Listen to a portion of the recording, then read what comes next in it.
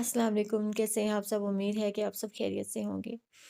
آج میں تحریم فاطمہ کا کرنا تو میری حفاظت شروع کرنے لگی ہوں، جو کہ بہت خوبصورت ناول ہے۔ اگر آپ میرے چینل پر نیو ہیں تو کائنڈلی میرا چینل سبسکرائب کر دیں، ویڈیو کو لائک کر دیں، کامنٹ کر دیں، شیئر کر دیں۔ چلیے آئیے بڑھتے ہیں پھر۔ کرنا تو میری ہی حفاظت۔ میں یہ شادی نہیں کروں گی، نہیں چاہیے، نہیں چاہیے مجھے کسی کا احسان۔ ہرگز میں کسی سے شادی نہیں کروں گی، نہیں کروں گی میں یہ شادی بھی، نہیں دینی مجھے اپنی عزت کی گواہی کسی کو بھی نہیں کہ نہیں کر سکتی میں یہ شادی۔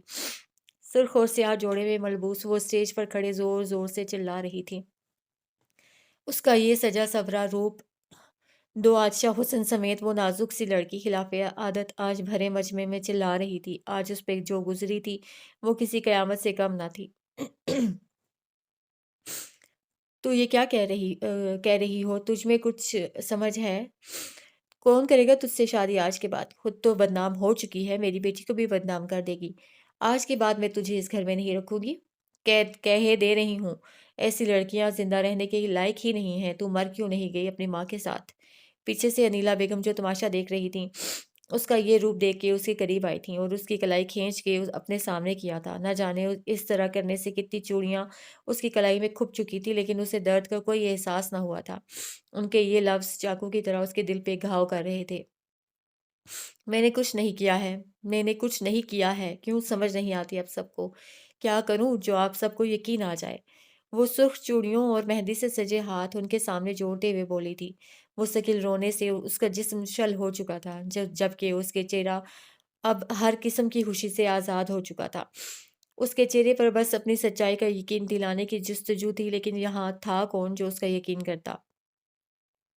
حیام، میری جان، اس کے ساتھ کھڑی اس کی اکلوتی سہیلی اس کے کندھے پہ اپنا ہاتھ رکھتے ہوئے اس سے بولی تھی اور اس کا ہاتھ پکڑ کے اسے اپنے ساتھ گھر کے اندرونی دروازے کی طرف لے گئی تھی۔ میں نے کچھ نہیں کیا سامیہ، تم تو جانتی ہو نا میں نے کچھ نہیں کیا۔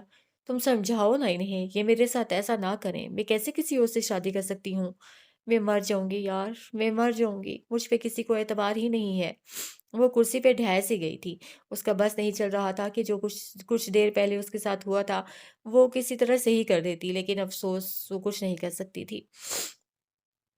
تم اگر یہ شادی نہیں کرو گی تو تب بھی تمہیں یہ جینے نہیں دیں گے حیام ڈارلنگ، یہ تمہیں جینے نہیں دیں گے، یہ تمہیں مار دیں گے۔ اور تم کس کو اعتبار کر دلانا چاہتی ہو؟ ایک ایسے انسان کو جو تمہیں چھوڑ کے جا چکا ہے، جسے تم پہ ذرہ برابر اعتماد نہ تھا۔ تمہارے کردار پہ انگلیاں اٹھتی دیکھ کے وہ تمہیں بیچ راستے میں چھوڑ گیا ہے۔ بہتر ہے کہ اب تم جو ہو رہا ہے وہ کر لو، یہ لوگ تمہیں برباد کر دیں گے۔ وہ گھٹنوں کے بل اس کے سامنے بیٹھی اسے سمجھانے میں لگی پڑی تھی، آخر وہ اس کی مخلص دوست تھی۔ آج میرا مرنے کو دل کر رہا ہے، کیا میں مر جاؤں؟ وہ اس پہ چیخی تھی جیسے ساری اس کی غلطی ہو۔ ہاں تم مر جاؤ۔ وہ اس کو ہوش و حواس میں نہیں لگی تھی۔ چلو باہر، قاضی مزید انتظار نہیں کر رہے، جلدی باہر آؤ اور اپنا یہ منہ یہاں سے لے کر دفع ہو جاؤ، عذاب بن گئی ہو ہمارے لیے۔ ماریا ایک دم کمرے میں نمودار ہوئی تھی اور ان کو دیکھ کے جل سی گئی تھی۔ یو گیٹ لاسٹ، اپنی شکل لے کر آیا مت لے کر آیا کرو سامنے۔ حمام کی وجہ سے تمہیں برداشت کر رہی ہوں کیونکہ تم اس کی کزن ہو، ورنہ تمہارا حشر کر کے رکھ دوں۔ سامیہ حیام کے سامنے پاس سے اڑتی اس کے پاس آئی تھی اور کڑے تیوروں سے اسے دیکھتے ہوئے اسے ماریا کو اچھی خاصی سنا دی تھی۔ مت بھولو تم میرے گھر میں کھڑی ہو، تو یہ تو آج یہاں سے دفع ہو ہی جائے گی، لیکن آئندہ تم بھی اپنی شکل ہمیں مت دکھانا۔ ماریا کہاں کم تھی، انگلی اٹھا کے اسے وارن کر کے لمحے میں واک آؤٹ کر چکی تھی۔ دیکھ لیا تم نے ان کا رویہ، دیکھ لیا، یہ سمجھتی کیا ہے خود کو؟ تم ان کو اعتبار دلانا چاہتی ہو؟ میں کہتی ہوں حیام، ابھی تک ہم نے جتنا وقت ساتھ گزارا ہے اس کی تمہیں قسم ہے کہ تم یہاں سے بھاگ جاؤ، تم یہاں سے اس جہنم سے خود کو دور لے جاؤ، ہماری دوستی کی قسم ہے تمہیں۔ وہ غصے سے بفری حیام پہ چلائی تھی جس کا وجود ساکت ہو چکا تھا، سرخ آنکھیں دیوار پہ جمی تھیں۔ یار تو نے یہ کیا کر دیا ہے؟ تو اس طرح کیسے کسی انجان لڑکی سے شادی کرنے پہ آمادہ ہو سکتا ہے، جبکہ اس کے کردار پہ کتنے لوگ یہاں انگلیاں اٹھا چکے ہیں؟ تو شیور ہے کہ تو یہ صحیح کر رہا ہے؟ دارم اس کے کندھے پر ہاتھ رکھتا پوچھنے لگا۔ کہنے کو وہ لوگ چھٹیوں میں لاہور آئے تھے اور انجانے میں ایک شادی اٹینڈ کرنے آ گئے تھے، لیکن یہاں تو ان کی کایا ہی پلٹ گئی تھی۔ آئی ایم ڈیم شیور دارم، I am damn sure, I am right. ضامن مسکرا کے اس سے گویا ہوا تھا۔ نہ جانے اس نے کچھ ہی لمحوں میں یہ فیصلہ کیسے کیا تھا، وہ نہیں جانتا تھا، لیکن وہ اپنی آنکھوں کے سامنے غلط ہوتے نہیں دیکھ سکتا تھا۔ کیسے وہ ایک لڑکی کے ساتھ ناانصافی ہوتے دیکھ سکتا تھا؟ تبھی لمحے میں وہ یہ فیصلہ کر چکا تھا کہ وہ اس سے شادی کرے گا، اور ایسا ہی ہوا تھا۔ لیکن تیرے پیرنٹس نہیں مانیں گے۔ دارم جانتا تھا اس کا یار کبھی کوئی غلط کام نہیں کر سکتا تھا۔ اگر وہ اس سے شادی کرنے پہ آمادہ ہوا ہے تو اس کے پیچھے یقیناً کوئی وجہ ہی ہوگی۔ لیکن اسے اس کے والدین کی فکر تھی، جن کی وہ ایک لوتی اولاد تھا۔ تو میرے ساتھ ہے؟ ضامن نے کچھ سوچ کے اس کا ہاتھ تھاما تھا۔ اینی ٹائم، اپنے ساتھ بھی میں ہوں اور تیرے ساتھ بھی میں ہوں، وہ ہنستا ہوا بولا تھا، جس پہ وہ نہ چاہتے ہوئے مسکرا دیا تھا۔ بس موم ڈیڈ کو تو ہی سمجھائے گا، میں نے کسی کی عزت بچائی ہے، وہ مجھے اپریشیٹ کریں گے۔ وہ شاید خود کو دلاسا دے رہا تھا۔ 28 سال کی عمر میں بھی ایک میچور مرد ہونے کے باوجود بھی وہ اپنے والدین کا تابعدار تھا۔ یہی وجہ تھی کہ وہ اپنی ماں اور باپ کی آنکھ کا تارا تھا۔ اس نے کبھی کوئی کام ان سے پوچھے بنا نہ کیا تھا، لیکن یہ اتنا بڑا دھچکا کیا وہ برداشت کر سکیں گے؟ اس سے آگے وہ کچھ سوچنا نہ چاہتا تھا، کیونکہ وہ سب کے سامنے زبان دے چکا تھا۔ اسے اپنی پرواہ نہیں تھی، لیکن اپنے کام کی پرواہ ضرور تھی۔ بلیک کلف دار شلوار قمیض میں ملبوس وہ اپنی وجاہت لیے شاندار لگ رہا تھا۔ کسی کے بلانے پہ وہ آہستہ سے چلتا ہوا اسٹیج تک گیا اور ان کے کہنے پہ صوفے پہ ایک جگہ ٹک گیا تھا۔ بیٹا، تم یہ بہت نیک کام کر رہے ہو، میں چاہتے ہوئے بھی کچھ نہیں کر سکتی، لیکن شاید تم بہت کچھ کر سکتے ہو۔ میں تو ملازمہ ٹھہری کچھ کہوں گی، فوراً نمک حرام کا تانا مل جائے گا۔ بوا ضامن جہاں بیٹھا تھا اس صوفے کے پاس ہی کھڑی تھیں۔ اس کے بیٹھنے پہ وہ قریب ہوگی اس کے کان میں بولی تھی۔ بوا حیام کے گھر کی پرانی ملازمہ تھی۔ جی، وہ مختصر کہہ کے رہ گیا تھا، جبکہ دارم اگلے ہی لمحے اس کے پاس موجود تھا، اس کے ہر قدم پہ ساتھ دینے کے لیے۔ اور پھر کچھ دیر بعد وہ اپنی زندگی کسی کے نام کر چکا تھا، ایک ایسی لڑکی کے نام کر چکا تھا جس کا وہ نام تک نہ جانتا تھا۔ وہ اب آزاد نہ رہا تھا، اب وہ بن چکا تھا ایک پاکیزہ رشتے میں، نکاح کے رشتے میں۔ 15 منٹ تک وہ اسے سمجھاتی رہی تھی، پیار سے بہلاتی رہی تھی۔ اس کے ساتھ بچپن سے لے کر اب تک کیا کیا نہ ہوا تھا، سامیہ دیکھتی آئی تھی۔ لیکن اب جو ہوا تھا اس سے وہ برداشت نہ ہوا تھا۔ وہ اپنی دوست کو اس جہنم سے بھی نکالنا چاہتی تھی۔ وہ نہیں جانتی تھی کہ وہ شخص کیسا ہے، کس طرح کا ہے، لیکن اس شخص سے 1000 گنا بہتر ہے جس سے حیام کی شادی ہو رہی تھی۔ وہ ایک مکار شخص تھا جسے صرف خوبصورتی سے دلچسپی تھی۔ شروع سے ہی حیام کا اس میں انٹرسٹ لینا سامیہ کو ناگوار گزرتا تھا۔ بہت دفعہ اس نے حیام کو سمجھایا تھا، لیکن وہ نہ مان سکی تھی۔ شاید یہ عمر ہی ایسی تھی جس عمر میں وہ تھی۔ اس عمر میں بہت سی لڑکیاں بہک جاتی ہیں۔ ابھی وہ محض 19 سال کی ہوئی تھی جب گھر میں اس کی شادی کے سلسلے شروع ہو گئے تھے۔ حیام اس سب سے خوش تھی، تو وہ اس کو خوش دیکھ کے چپ سی ہو گئی، جبکہ وہ چاہتی تھی کہ حیام اس کے ساتھ یونی میں ایڈمیشن لے، لیکن اس نے سرے سے ہی انکار کر دیا تھا، جبکہ سامیہ اس کے انکار پر اچھا خاصا جل کے رہ گئی تھی۔ وہ اس کو اچھے مقام پہ دیکھنا چاہتی تھی، لیکن پھر پچھلے سال اسے اکیلے ہی BBA میں ایڈمیشن لینا پڑا، جبکہ حیام پچھلے سال انٹر کرنے کے بعد اپنی پڑھائی کو خیر آباد کہہ چکی تھی۔ اس کی تائی کا جیسا سلوک تھا وہی دیکھ کے وہ خوفزدہ رہتی تھی۔ پری انجینئرنگ میں اسے انٹر اس نے پرائیویٹ کیا تھا۔ آج سے 3 سال پہلے تک وہ آرام سے پڑھ لیتی تھی، لیکن جب وہ میٹرک میں تھی تب اس کے تایا کا انتقال ہو چکا تھا۔ ایک وہی اس گھر میں تھے جو اسے تائی سے بچا لیتے تھے، لیکن اب وہ بھی نہ رہے تھے۔ اگر آج وہ ہوتے تو یقیناً اس کے ساتھ اتنا سب کچھ نہ ہوتا، لیکن شاید یہی صبر ہوتا ہے۔ وہ اس کا چہرہ صاف کرتے ہوئے خود بھی رو رہی تھی۔ آج وہ اپنی دوست کو انجان شخص سے نکاح کرنے پہ مجبور کر رہی تھی۔ اس کے چہرے پہ جمے آنسو دیکھ کے سامیہ کا دل پگھل رہا تھا۔ وہ خود بھی رو رہی تھی، لیکن وہ خوشی بھی محسوس کر رہی تھی کہ اسے اس سب سے نجات مل رہی ہے۔ اسے بہت سمجھانے کے بعد، وہ اس کا تھوڑا سا میک اوور کرنے کے بعد وہ اسے ایک بار پھر باہر لے آئی تھی۔ کب وہ حیام عباد سے حیام ابراہیم بنی اسے پتہ تک نہ چلا تھا۔ وہ اپنی قسمت پہ ہنس بھی نہ سکتی تھی۔ تھینک گاڈ موم، آفت گئی، ورنہ اس لڑکی نے میرا جینا حرام کر دیا تھا۔ نکاح ہوتے ہی ماریا نے سکون کا سانس لیا تھا۔ اس وقت وہ بلیک چولی اور ڈارک میرون شرارے میں ملبوس اپنا حسن لیے سب کے سامنے تھی۔ دوپٹہ لینا تو اس نے کبھی سیکھا ہی نہ تھا۔ میری بیٹی کے راستے میں کوئی نہیں آ سکتا تھا، جو آتا میں اسے زندہ بھی مار سکتی ہوں۔ انیلا بیگم شیطانی مسکراہٹ لیے بولی تھی۔ وہ دونوں ماں بیٹی آج خوش تھیں، آخر مصیبت ان کے سر سے ٹل گئی تھی۔ ویسے لڑکا ایویں لگتا ہے، اگر کوئی ویل آف لڑکا یہ سب کرتا تو میں کبھی اس کو حیام سے شادی نہ کرنے دیتی، کیونکہ وہ اس قابل نہیں ہے۔ انیلا بیگم ابراہیم پہ ایک نظر ڈال کر بولی تھی، جو چپ چاپ بیٹھا زمین کو گھور رہا تھا۔ شاید ان کی نظریں کمزور تھیں کہ وہ اسے پہچان نہ سکی تھیں۔ اگر پہچان لیتیں تو کبھی حیام کو اس کا نہ ہونے دیتیں۔ موم، ہی از کولنگ گڈ، وہ بھی اب اس کو گھور رہی تھی۔ خیر چھوڑے نا، جو مجھے چاہیے تھا وہ اب مل چکا ہے، اب وہ کیسا بھی ہو ہمیں کیا؟ وہ جان چھڑانے کے انداز میں بولی تھی۔ وہ تو سمجھی تھی یہ صرف نکاح ہے، لیکن جب اسے رخصتی کا سنا تو وہ ایک بار پھر رونے لگی تھی۔ یہاں بھی وہ مجبور ہو گئی تھی۔ سامیہ کے گلے لگ کے وہ خوب رو رہی تھی۔ پلیز، ہمیں دیر ہو رہی ہے۔ دارم کتنی دیر سے انہیں روتا دیکھ کے گھڑی میں ٹائم دکھتا ہوا بولا تھا، جہاں 12 بجنے والے تھے۔ تب جا کر سامیہ خود اس سے الگ ہوئی تھی۔ Please can you give your phone number? وہ ضامن سے گویا ہوئی تھی، جو خاموش ہی تھا۔ اس کی پرسنالٹی دیکھ کے وہ انسپائر سی ہوئی تھی۔ اسے وہ کچھ مغرور سا لگا تھا۔ ضامن نے نظریں سامیہ پہ گاڑی تھیں اور اس کا مطلب سمجھتا ہوا وہ اپنا نمبر اسے نوٹ کرایا تھا اور ایک نظر اپنی شریک حیات پہ ڈالتا، اس کا نازک ہاتھ مضبوطی سے پکڑتا، لان سے باہر نکلتا چلا گیا تھا۔ جیسے ہی اس نے اس کا ہاتھ پکڑا تھا، اسے کرنٹ سا لگا تھا۔ اسے مزاحمت کی تھی چھڑوانے کی، لیکن وہ سب ضائع گئی تھی۔ گاڑی کا لاک کھول کر فرنٹ سیٹ پہ اسے بٹھایا تھا اور اس کا گھیردار شرارہ اٹھا کے گاڑی میں ڈالا تھا اور گاڑی کا دروازہ زور سے بند کیا تھا کہ وہ ڈر سی گئی تھی۔ اسے اب ہوش آیا تھا۔ سوری اس کی طرف سے، ایکچولی وہ بھی صدمے میں ہے کہ وہ سنگل سے ڈبل ہو گیا ہے۔ دارم اس سے سوری کرتا مذاقن بولا تھا۔ خود سے انہوں نے یہ سٹیپ لیا ہے، اب انہیں اپنی ذمہ داری اچھی طرح نبھانی ہوگی۔ وہ ایک دم اس کی بات پہ غصے سے بولی تھی۔ اوکے، آپ کا پیغام اس تک پہنچا دوں گا، اب اجازت، ورنہ وہ اکیلے ہی چلا جائے گا۔ وہ جلدی سے کہتے لان سے باہر نکلا تھا اور گاڑی کی بیک سیٹ پہ جا کے بیٹھا تھا۔ بڑی جلدی بیوی کو فرنٹ سیٹ پہ جگہ دے دی، مطلب ضامن صاحب آپ خوش ہیں؟ وہ حیام کو فرنٹ سیٹ پہ سکڑی سمٹی بیٹھا دیکھ کے تعصب سے سوچنے لگا تھا اور اس کے بیٹھتے ہی ابراہیم نے گاڑی ہوٹل کی طرف بڑھا دی تھی۔ گاڑی ایک ہوٹل کے سامنے آ کے رکی تھی۔ اسٹیئرنگ پہ سے ہاتھ ہٹاتے ہوئے وہ سیٹ پہ بیٹھا بیک ویو مرر سے نہ جانے دارم کو کیا اشارے کرنے لگا تھا۔ حیام کی موجودگی میں 1 منٹ میں ہی ضامن نے اسے کیا بتایا تھا کہ وہ گاڑی سے اتر گیا تھا۔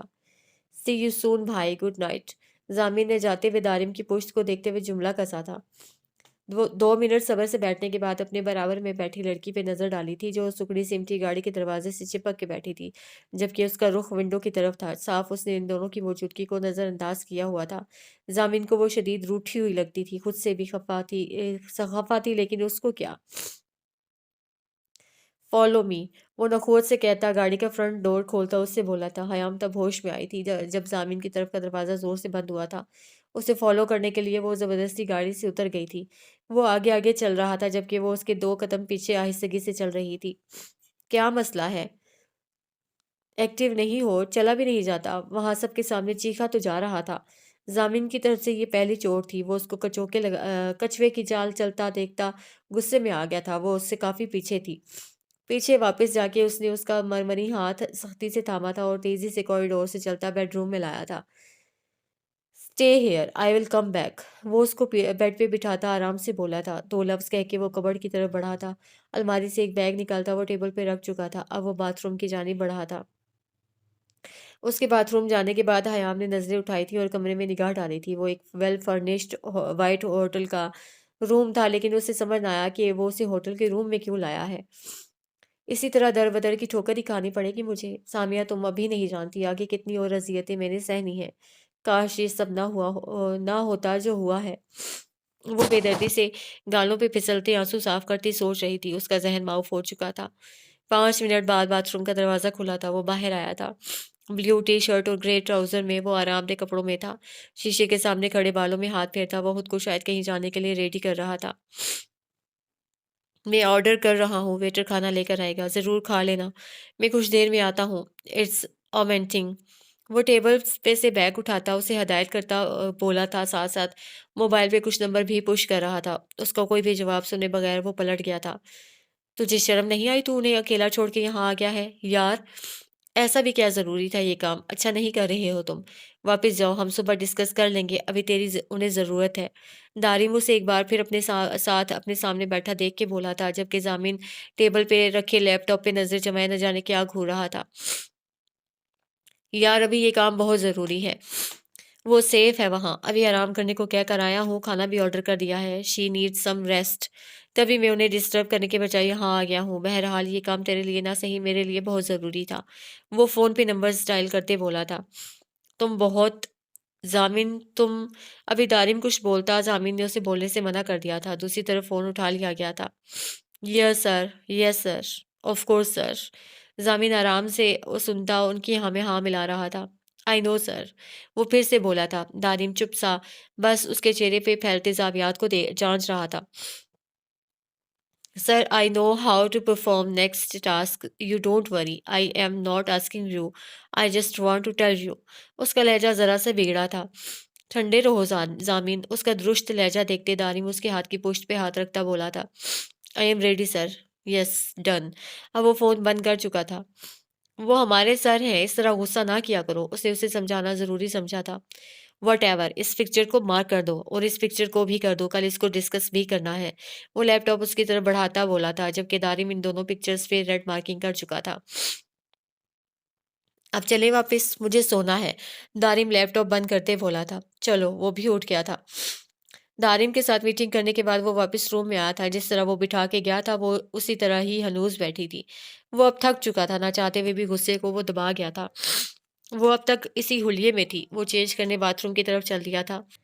آپ یہاں سے ہٹ سکتی ہیں، اپنے لیے کوئی بہتر جگہ تلاش کر لیں اور برائے مہربانی خود کو اس بورڈ سے آزاد کر لیں، مجھے الجھن ہو رہی ہے۔ کچھ دیر بعد وہ واپس آیا تھا۔ اب تک اسے بیڈ پہ براجمان دیکھ کے وہ تپا تھا۔ اس کے حلیے سے وہ ڈسٹرب ہو رہا تھا۔ اس کا سجا سورا روپ جو اس کے لیے بالکل نہیں سجایا گیا تھا، لیکن اب وہ اس کے نام کے ساتھ بن چکی تھی۔ نہ چاہتے ہوئے بھی وہ اس کے دو اچھا حسن اور حسین روپ سے گھائل ہو رہا تھا۔ اس کی کیفیت ان چند گھنٹوں میں بدل گئی تھی، اور دوسرا اس پہ بھرپور استحقاق۔ ہاں، وہ ذرا دیر میں ہی تنگ ہو گیا تھا۔ حیام نے ایک نظر کمرے میں دوڑائی تھی، لیکن اسے بیڈ کے علاوہ کوئی ایسا فرنیچر نظر نہ آیا تھا جس پہ وہ آرام سے سو سکتی۔ کیا یہ بھی مجھے پل پل بے عزت کرنے کے لیے اپنے ساتھ لایا ہے؟ کیا ان کے ساتھ بھی گھٹ گھٹ کے رہنا پڑے گا؟ اس کی آنکھیں حد درجہ جل رہی تھیں۔ اپنی قسمت پہ وہ کافی دیر سے رو رہی تھی۔ ایک دم سے سب بدل گیا تھا۔ جس کا نام بھی پتہ نہ تھا، اس کے ساتھ وہ بن چکی تھی۔ اسے نہیں پتا تھا کہ سامنے کھڑے شخص نے اسے کیا سوچ کے شادی کی۔ بہرحال وہ اب اس کا شوہر تھا۔ کیا یہ بھی مجھے بیچ راستے میں چھوڑ دیں گے؟ میں یہیں سوؤں گی۔ اگر آپ کو کوئی جگہ اس کمرے میں اپنے لیے معقول لگتی ہے تو آپ وہاں سو سکتے ہیں۔ یہ اس کا پہلا جملہ تھا۔ وہ بیڈ سے اٹھتی، بلڈ ریڈ لہنگا سنبھالتی کھڑی ہو گئی تھی، تھوڑا جھجک کے لیکن بنا ڈرے بولی تھی۔ سلی گرل، آ جاؤ پھر، میں انتظار کر رہا ہوں۔ وہ بنا اس کے چہرے کے زاویات دیکھتا نائٹ گاؤن کی ڈوری کستا بیڈ کی ایک سائڈ پہ پھیل کے دراز ہو گیا تھا۔ صاف اشارہ بیڈ کی طرف تھا۔ اس کی نظریں حیام کی پشت پہ تھیں۔ لیکن وہ کچھ کہنا چاہتی تھی۔ کوئی لیکن نہیں، میں یہاں انتظار کر رہا ہوں، وہ بازو بیڈ پہ پھیلاتا بولا تھا۔ حیام اس کا اشارہ سمجھ کر ایک دم کنفیوز ہو گئی تھی۔ وہ اس پوزیشن میں ہی نہ تھی کہ اس کی موجودگی بھی برداشت کرے، لیکن یہاں تو اس کا رنگ سرخ ہوا تھا، آنکھیں جھکی تھی۔ کیا چینج کروں میں؟ میرے پاس کپڑے نہیں ہیں، وہ جھجک سے بولی تھی۔ کیا وہ اتنا لاپرواہ ہے کہ اسے معلوم ہی نہیں کہ اس کے پاس کچھ نہیں ہے؟ اوہ شٹ، وہ ایک دم لیٹے سے اٹھ بیٹھا تھا۔ کبرڈ کھولو، اس میں میرا سوٹ کیس ہے، اس میں سے اپنے مطلب کا کچھ T-shirt, jeans, trousers, shirt, جو سمجھ آئے نکال کے چینج کر لو اور اپنا حلیہ درست کرو فوراً، وہ اس کو حکم دیتا بولا تھا۔ اس کا دل نہ جانے کیوں بے چین سا ہو رہا تھا۔ کمرے میں اضافہ، ایک لڑکی کا اضافہ، وہ بھی حلال روپ میں۔ اس کا دماغ آہستہ آہستہ معاف ہو جاتا اگر وہ اس کو چینج کا نہ بولتا۔ اس کا نوخیز حسن، کم عمری، نازک سی لچکدار ڈالی کی طرح تھی وہ، بالکل صاف شفاف۔ اس کے بارے میں سوچتا وہ آنکھیں بند کر کے لیٹ گیا تھا اور نیند کی وادیوں میں اترنے لگا تھا۔ وہ اپنے مطابق اس کے بتائے ہوئے کپڑوں میں ڈھونڈنے لگی تھی، کچھ بھی اسے اپنے مطابق نہ لگا تھا۔ سب مردانہ کپڑے اس کے سائز سے بہت بڑے تھے۔ بالآخر ایک بلیک ٹی شرٹ اور ٹراؤزر لے کر وہ باتھ روم کی طرف چلی گئی تھی۔ آدھے گھنٹے بعد وہ اپنے برائڈل ڈریس کے بڑے سے دوپٹے میں خود کو چھپاتی باہر آئی تھی، کیونکہ شرٹ کی آستینیں چھوٹی اور گلا گہرا تھا۔ ایک غلط نگاہ ڈرتے ڈرتے اسے بیڈ پہ ڈالی تھی، لیکن وہ اب تک سو چکا تھا۔ ایک سکون کا سانس اس نے خارج کیا تھا، نہ جانے اسے ٹھنڈ سی پڑی تھی، ورنہ جب ضامن نے اسے اشارہ کیا تھا تو وہ دہل سی گئی تھی۔ ٹیبل پہ ڈریس رکھ کے وہ آہستگی سے قدم اٹھاتی بیڈ کی دوسری جانب آئی تھی اور بالکل کونے پہ لیٹنے کے انداز میں بیٹھ گئی تھی۔ گولڈن نائٹ میں ہم ساری رات باتیں کریں گے، ساری رات جاگیں گے۔ ساری رات کون جاگتا ہے برہان؟ یار سب جاگتے ہیں، بلکہ ہم ہر رات بہت سی باتیں کیا کریں گے، ہر رات بہت سی اسپیشل ہوگی۔ دور کہیں سے اس کے کانوں میں آوازیں گونج رہی تھیں، اس کی آنکھوں سے آنسو ایک بار پھر پھسلنے لگے تھے۔ تم کبھی ناراض بھی ہوا کرو گی تو بجائے تمہیں منانے کے میں خود تم سے ناراض ہو جاؤں گا تاکہ الٹا تمہیں منانا پڑے۔ ایڈیٹ، لڑکے تھوڑی ناراض ہوتے ہیں، تم کیوں ناراض ہوگے؟ ذہن خیالوں سے بھرا پڑا تھا، سسکیاں اسے روکنا چاہی تھی۔ تکیے میں منہ چھپا کے وہ دبی آواز میں رونے لگی تھی۔ کیا سوچا تھا اور کس طرح اس کے ساتھ ہوا تھا؟ تمہیں واقعی مجھ پہ یقین نہ تھا؟ مار دیا ہے تم نے مجھے، کسی پہ بھروسہ لائق نہیں کرنے نہیں چھوڑا مجھے۔ وہ خود سے جنگ کرتی رونے میں مصروف تھی۔ چاروں طرف گپ اندھیرا کیے وہ کمرے کے بیچوں بیچ زمین پہ بیٹھا ہوا تھا۔ تم نے مجھے دھوکہ دیا ہے، کتنی محبت کی ہے میں نے تم سے۔ تمہیں تو سب سے بچا کے اپنے پاس رکھنا تھا کہ سرد ہوا بھی تمہیں چھو کے نہ گزر سکے۔ تم نے میری پیٹھ پہ ہی چھرا گھونپ دیا۔ سر کو ہاتھوں میں گرا کے وہ دبی دبی آواز میں گڑ گڑا رہا تھا۔ کسی طرح اس کو سکون نہیں آ رہا تھا۔ ایک دم سے اٹھا تھا اور بیڈ کی طرف بڑھا تھا۔ اپنا سیٹ حلیہ تو ویسے ہی بگاڑ چکا تھا، لیکن کمرے کو سیٹ دیکھ کر وہ جلا تھا۔ جب وہ برباد ہو چکا تھا تو یہ کمرہ آباد کیسے دیکھ سکتا تھا؟ بیڈ کے چاروں طرف لگی گلاب کی لڑیوں کو اس نے جھٹکے سے اتار کھینچا تھا اور زمین پہ بکھرایا تھا۔ بیڈ پہ بچھی لال خوبصورت چادر کو بھی کھینچ ڈالا تھا۔ سارے تکیے اٹھا کے ڈریسنگ کی طرف پھینکے تھے۔ کتنے حسین خواب دیکھے تھے اس رات کے۔ وہ چیخا تھا۔ سائڈ ٹیبلز اور ہر ٹیبلز پر جلتی موم بتیوں کو اپنے ہاتھ کی ہتھیلی سے بجھایا تھا کہ اس کا ہاتھ زخمی بھی ہوا تھا تو اسے درد محسوس بھی نہ ہوا تھا۔ کمرے کے ہر طرف لگے خوبصورت پھولوں کے بوکے وہ بھی برباد کر چکا تھا۔ کیسے رہوں گا تمہارے بغیر؟ ماریا شاید صحیح کہتی تھی۔ ایسا کچھ کرنا تھا تو مجھے بتا دیتی، نہیں بڑھتا میں اتنی آگے۔ جتنا خوش تم مجھے نظر آتی تھی، کبھی لگا تو نہیں ہمیں کہ ایسا کچھ بھی ہو سکتا ہے، لیکن میں کس طرح تم پہ یقین کرتا یار؟ تم نے خود کو تو برباد کیا ہی ہے، مجھے بھی جینے لائق نہیں چھوڑا۔ موبائل میں اس کی اور اپنی بے پناہ تصویروں کو دیکھتے ہوئے وہ آہستہ آہستہ ہچکیوں سمیت رو رہا تھا۔ تمہیں اس کا ساتھ دینا چاہیے تھا، تمہیں ایام کا ساتھ دینا چاہیے تھا۔ وہ بھی تم سے اتنی محبت کرتی تھی جتنی تم کرتے تھے۔ تم اس کو کس طرح کسی کے ساتھ بھی دیکھ کے کیوں یقین کر سکتے ہو؟ اچانک اس کی سماعت سے آواز آئی تھی۔ اس کا دل کسی طرح راضی نہ تھا۔ اسلام آباد۔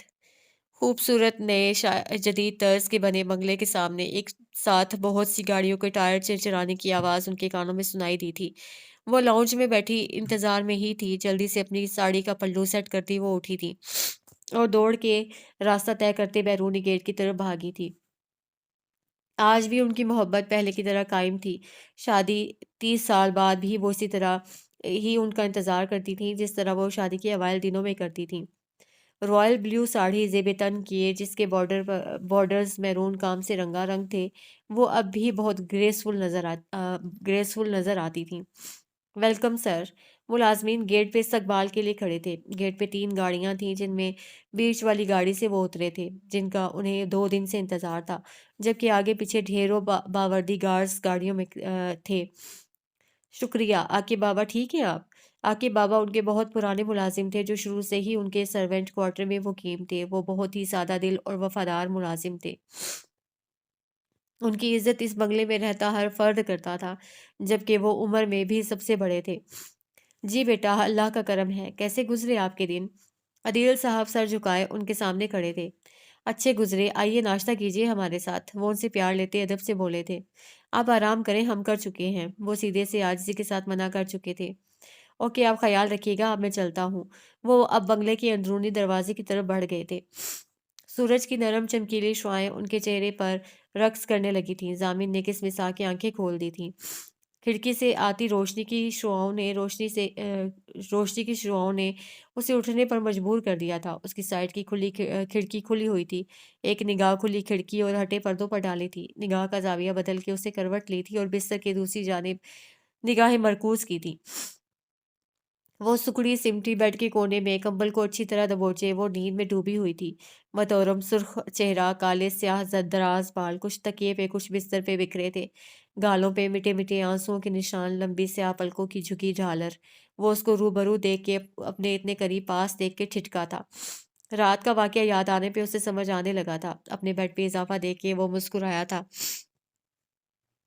چند منٹ اس کے وجود پہ غور کرتا اس نے نگاہوں کا زاویہ آخر بدل ہی لیا تھا۔ اب وہ گھڑی میں ٹائم دیکھتا اٹھا تھا۔ 11 بجتے دیکھ کے وہ چونکا تھا۔ آخر اتنا لیٹ سو کیسے گیا؟ 10 منٹ بعد وہ شاور لے کر آیا تھا اور اگلے 10 منٹ میں اس نے خود کو ریڈی کیا تھا۔ جوس کا گلاس پینے کے بعد اس نے سائڈ ٹیبل سے موبائل گاڑی کی کیز اٹھائی تھی، ایک نگاہ پہ اس پہ ڈالی تھی۔ وہ اب تک ویسے ہی سو رہی تھی۔ اس پہ کمر سیٹ کرنے کے لیے اس سے آگے بڑھنا چاہا تھا لیکن اس کے قدم تھم گئے تھے۔ فوکس آن یور ٹاسک ضامن، اپنے مقصد پہ نظر ثانی کرو ضامن۔ اس کے ضمیر نے اسے فوراً روک دیا تھا۔ فوراً وہ رخ موڑتا کمرے کو لاک کرتا باہر چلا گیا تھا۔ اس کا ارادہ اب شاپنگ مال کی طرف جانے کا تھا۔ آپ کو معلوم ہے جب آپ شہر سے باہر جاتے ہیں تو گھر کتنا اکیلا ہو جاتا ہے۔ آپ کو کیا ضرورت ہے ساری میٹنگز باہر رکھنے کی؟ آپ باپ بیٹے کو میرا بالکل خیال نہیں ہے۔ اس اکیلے اتنے بڑے گھر میں اکیلی میں پریشان ہو جاتی ہوں، کوئی کام بھی نہیں ہوتا کرنے کو۔ بیٹا بھی دوسرے شہر، شوہر بھی آئے دن کسی شہر۔ وہ رخ موڑ کے ناراضگی سے کہہ رہی تھی۔ کام سے جاتا ہوں، ہنی مون پہ تھوڑی جاتا ہوں، اپنی فائلز اور لیپ ٹاپ کے ساتھ یار۔ وہ ان کے کندھے پہ بازو پھیلا کے پیار سے بولے تھے۔ عدیل صاحب شہر کے معروف بزنس ٹائکون تھے۔ ہر دوسرے ہفتے وہ شہر سے باہر، جبکہ ہر دوسرے مہینے وہ ملک سے باہر ہوتے تھے۔ تانیہ بیگم پریشان آ گئی تھی۔ آپ دونوں ہمیشہ ایسا ہی کرتے ہیں، وہ اور ناراض ہوئی تھی۔ یار میں نے آپ کے بیٹے کو کتنا سمجھایا تھا کہ بزنس پڑھ کے باپ کے ساتھ بزنس میں لگ جائے، لیکن انہیں تو کچھ اور ہی کرنا تھا۔ اگر وہ ابھی میرے ساتھ میرے آفس سنبھال رہا ہوتا تو ہم اسی شہر میں سب مل کے رہتے۔ عدیل صاحب چاہتے تھے کہ ان کا اکلوتا بیٹا ضامن عدیل ہمدانی ان کی طرح بزنس میں انٹرسٹ لے، لیکن اس کا انٹرسٹ کبھی بھی اس طرف نہ تھا۔ جبکہ ضامن اپنی ڈیوٹی کی وجہ سے کراچی میں رہتا تھا، بس چھٹیوں میں ایک ہفتہ مہینوں بعد گزارنے آتا تھا۔ تانیہ بیگم اس کھیل سے تنگ آ گئی تھیں۔ ان کی ضامن کے سوا کوئی اور اولاد بھی نہ تھی جس کی وجہ سے گھر میں کچھ رونق ہو، لیکن جب بھی ضامن آتا پورے گھر میں روشنی پھیل جاتی۔ میرے بیٹے کو کچھ نہ کہا کریں، بس اللہ اس کی ہر قدم پہ حفاظت کرے اور اسے حفظ و امان میں رکھے، آمین۔ وہ برا مان جاتی تھیں جب بھی وہ ہلکا سا بھی ضامن کو کچھ ٹوکتے یا کہتے۔ انہیں اپنی اولاد سے بے پناہ محبت تھی۔ وہ تھا بھی ایک، اور جیسے اس کی جاب تھی ان کی جان پہ بنی رہتی تھی۔ دن رات ہر نماز میں وہ اس کی خیر و عافیت کی دعا کرتی تھی۔ آپ کا بیٹا لاہور میں چھٹیاں انجوائے کر رہا ہے، میرے ذرائع سے مجھے پتہ لگا ہے۔ کل رات ہی عدیل صاحب انہیں چڑھانے کے لیے مزے سے کہہ رہے تھے۔ واٹ، یہاں کیوں نہیں آئے وہ؟ انہیں حیرت ہوئی تھی۔ یار کیا اتنا حیران ہونا، بچہ چاہتا ہوگا کچھ گھومنا پھرنا۔ اسلام آباد تو ویسے بھی وہ گھوم چکا ہے، اب دارم اور وہ کچھ دن وہاں گزارنا چاہتے ہیں، بچوں کو بھی سپیس چاہیے ہوتی ہے۔ عدیل صاحب آرام و اطمینان سے بولے تھے۔ آپ لوگ نہیں سمجھ سکتے میرے دل کا حال، اس کو چھونے کے لیے میں ترس جاتی ہوں۔ ان کی آنکھیں نم ہونے لگی تھیں۔ تانیہ ادھر دیکھو، اب اب آئے دے اب آئے ضامن تو اسے دو ٹوک فائنل بات کر لیں گے کہ وہ شادی کر لے۔ ویسے بھی آپ نے اپنے سرکلز کی کتنی لڑکیاں اس کے لیے دیکھ رکھی ہیں، جب وہ شادی کر لے گا تو گھر بھی جلدی ہی آیا کرے گا اور آپ کا بھی دل گھر میں لگ جائے گا۔ صاحبزادے کی عمر بھی ہو گئی ہے۔ وہ ان کے ہاتھ تھامتے محبت سے بولے تھے۔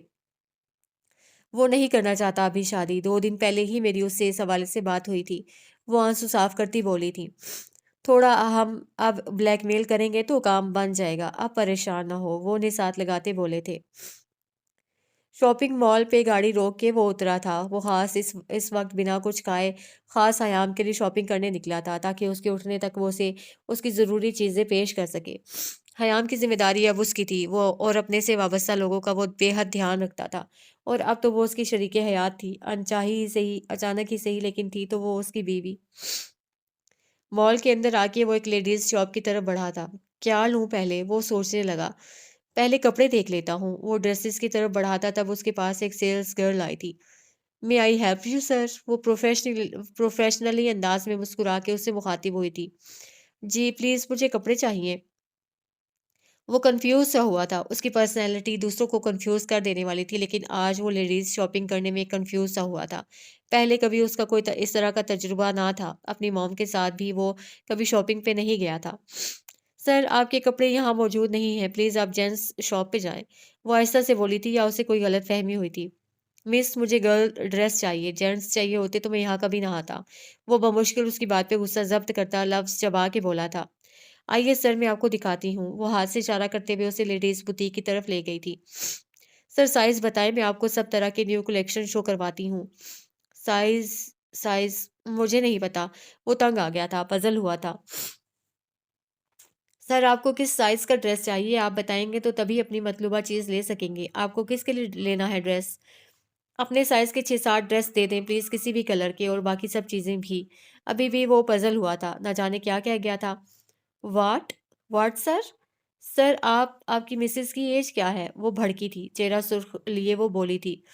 آپ کو اتنا انٹرسٹ کیوں ہے کہ کس کے لیے لینا ہے؟ 17-18 سال کی لڑکی کے سائز کی ہر چیز مجھے پیک کروا دیں، شوز، ڈریسز، ایکسیسریز، پرفیومز وغیرہ، اور جو کچھ رہ گیا ہے۔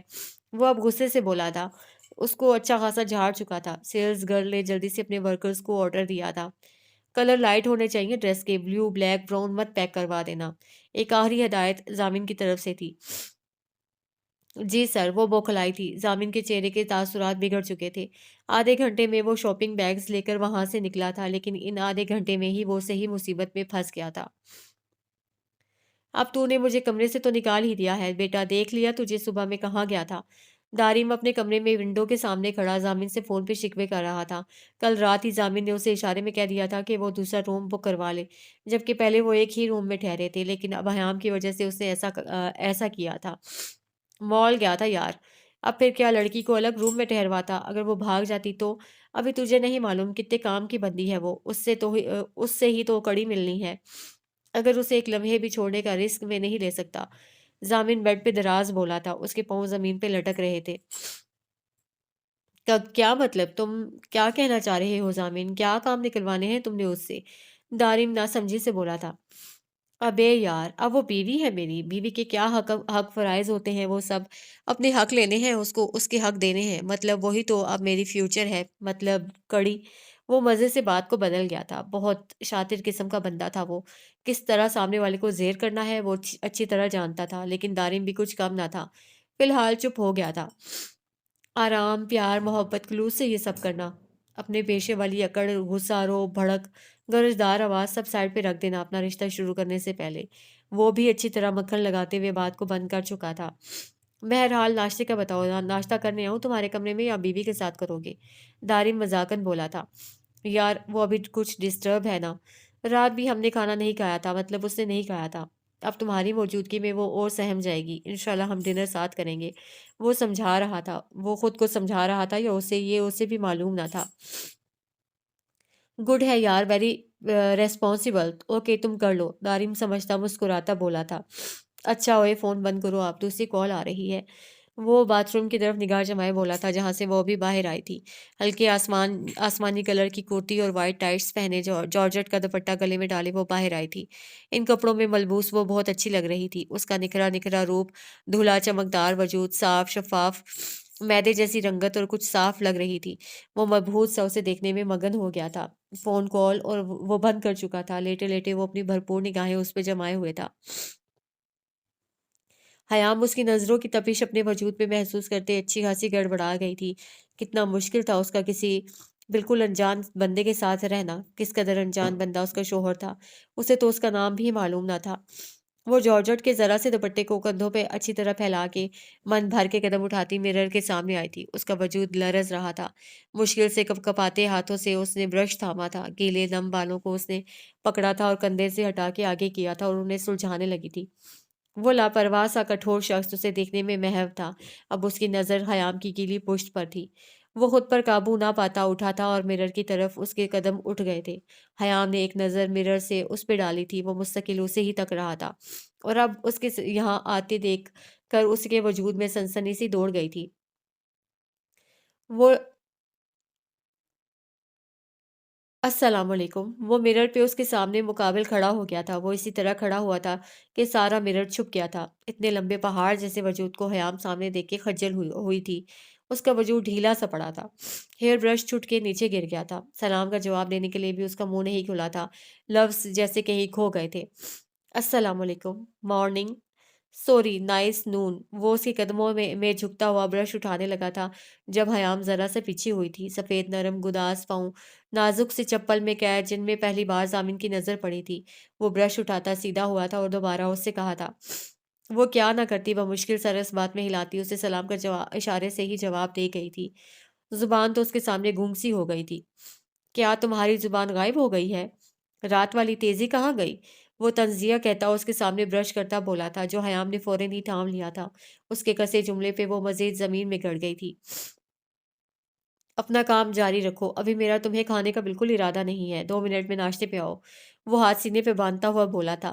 اس کی موجودگی میں حیام کے ہاتھ ہی رک گئے تھے، لیکن وہ جانے کا نام بھی نہیں لے رہا تھا۔ بمشکل وہ بولی تھی، مجھے نہیں کرنا ناشتہ۔